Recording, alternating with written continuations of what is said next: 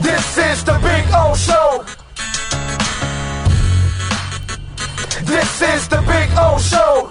What's up, Tony? How you doing, baby? How you feeling, man? You feeling good? 4 in a row right now for the boys. Feeling very good. I mean, it's like when you go.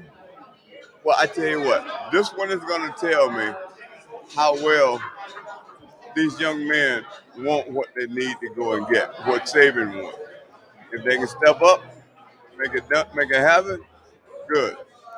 But they ain't got nothing to, they ain't got nothing to be embarrassed about if they lose.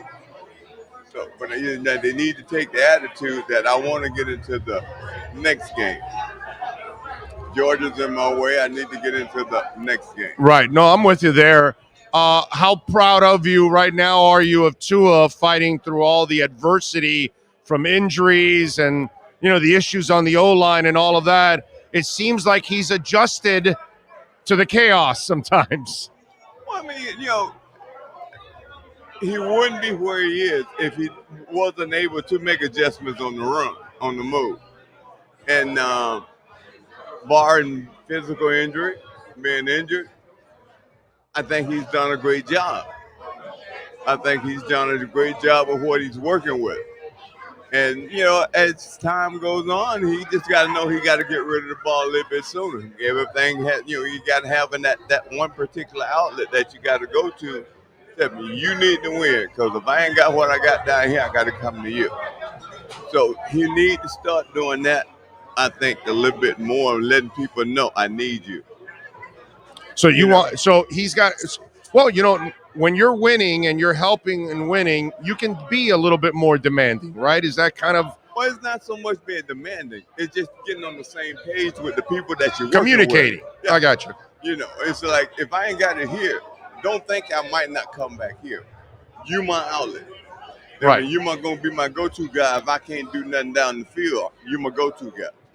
So spend a little time and do what you got to do, but you got to come and read what's in front of you. Just don't find an open area, drop. I'll throw it to you in the open area.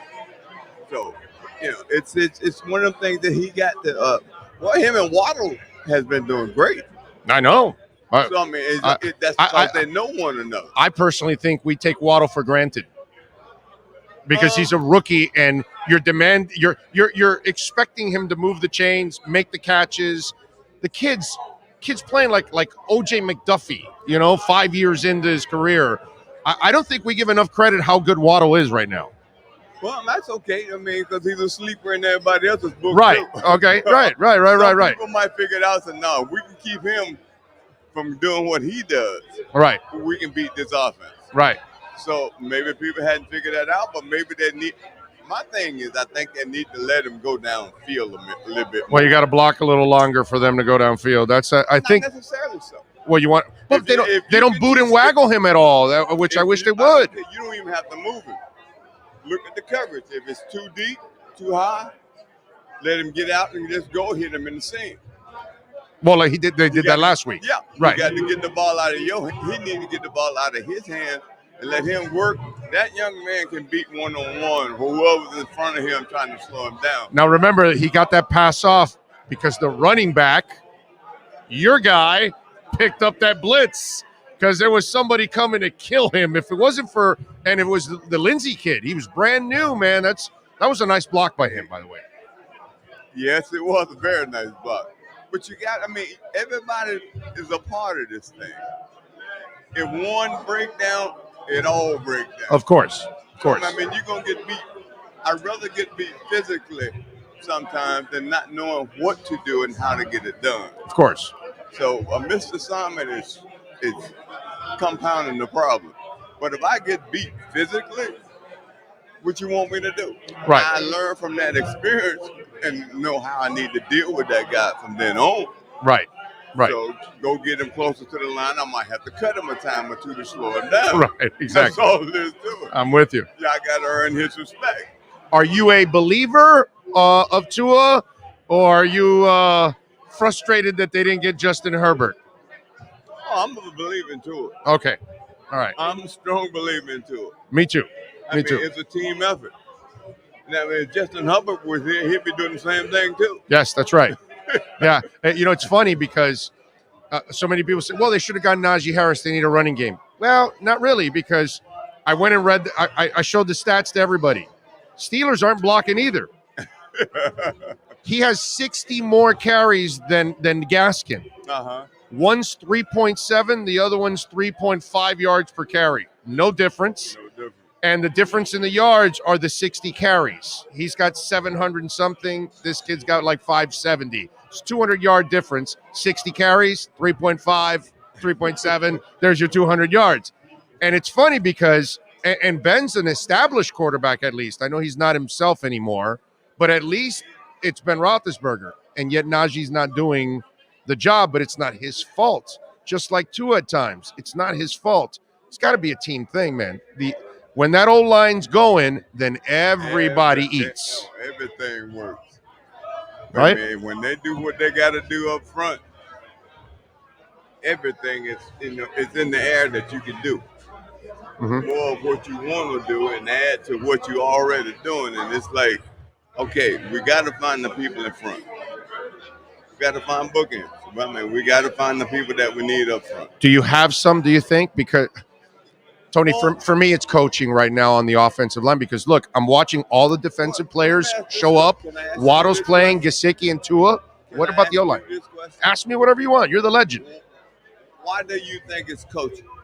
Because Waddle's playing well, Tua's playing well, Gesicki's playing well. All the defensive players, all the young players, Jalen, all these guys are all playing well now. Holland, Jones, Van Ginkel, the only young guys that are struggling right now are the young linemen. And the only other two young players that aren't playing is Noah and Hunter, but they got people in front of them, so there's a reason why they're not playing. Okay. So right now, out of the young guys, it's only the O-line not performing. No. What if they know what to do, but physically they can't do it? That still is coaching, but you might need to cut back on your scheme and the things you're trying to get done. You might be putting like different calls in the pickup or different calls in the run game, that different combination of people doing different things. Cut that down and just say, hey, let's do what you do. You come off the rock, one-on-one, mano-a-mano. So simplify it. Let's find out what you're capable of doing. Right. They should have done that in training camp, which I don't know if they had time to do it. It's been a screwed up 2 years, Yeah. the whole but this thing. is what I'm saying. You got to figure out what your people are capable of doing. Right. And if you ain't found that out, and then you learning them as well as they are learning your system. I mean, during the season. Right. That's hard. I know. But you know why I say it also? Because I had too many people spewing this crap. Oh, we got to fire Chris Greer. And I'm like, are you out of your freaking mind? We got Marvin Allen, we got Chris Greer, and we got Reggie McKenzie. We got a three-headed monster that knows what the hell they're doing. Right. And now we're watching all these guys develop except for the O-linemen. So now everybody's shutting up about Chris Greer now because Tua's playing well. Phillips is now getting sacks. Brandon Jones is turning into a badass strong safety. They're finding out Javon Holland's going to be a star. All these things are developing. You know what I mean? Van Ginkel's now showing off. All that kind of stuff is happening. So, it drove me crazy. Oh, we got to get rid of the front office. Get the hell out of here, man. That's not the problem right now. Well, that's what I never understood. But if you're on the outside looking in, how do you come to these conclusions about who you need to get rid of? No, I got a better one. They blame Chris Greer for what happened 5 years ago, 10 years ago, 12 years ago, because he was there. And I'm like, you idiots, he wasn't in charge. He's not taking any. And here's the best part. If Chris Greer's filing reports and scouting reports every year, and you change coaches and you change personnel, which they did over 17 years that he's been there, and they keep you around, Tony, what do you think happens? His reports must have been damn good. Because if your reports sucked, they would have fired you and everybody else in May.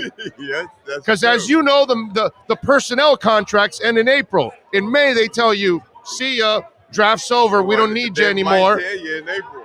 You know what I mean? Plan on bringing you back. So it's like, understand, Chris Greer stuck around from coach after coach and personnel after personnel director because he's good. He's doing something right. Reggie McKenzie did nothing wrong in Oakland. When they bring on Gruden and all that, were they doing anything wrong? Last time I checked.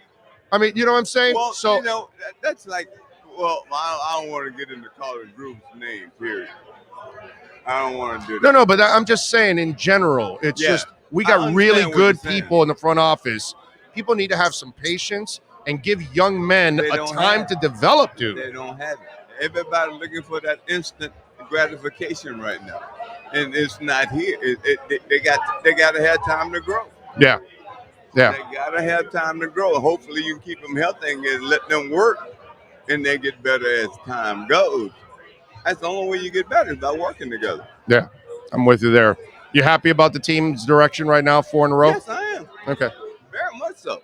Okay. Very much so. Well, you're here every year, man. What do you think of this event before I let you go? I love it. It's amazing, huh? What Larry's done? And you need to slow down a little bit. But I'll be like, I can't, because this is my friend Larry. And the other guys are seeing the other guys around, and here at the park, it's a great event. It's a great event. Tony, thank you for taking some time, man. I really appreciate you. And I know the Dolphin Nation watching loves you to death from all your days of leaving the blood, sweat, and tears for us there on the field, man. We appreciate you. Thank you very much. You got it. The great Tony Nathan. All right.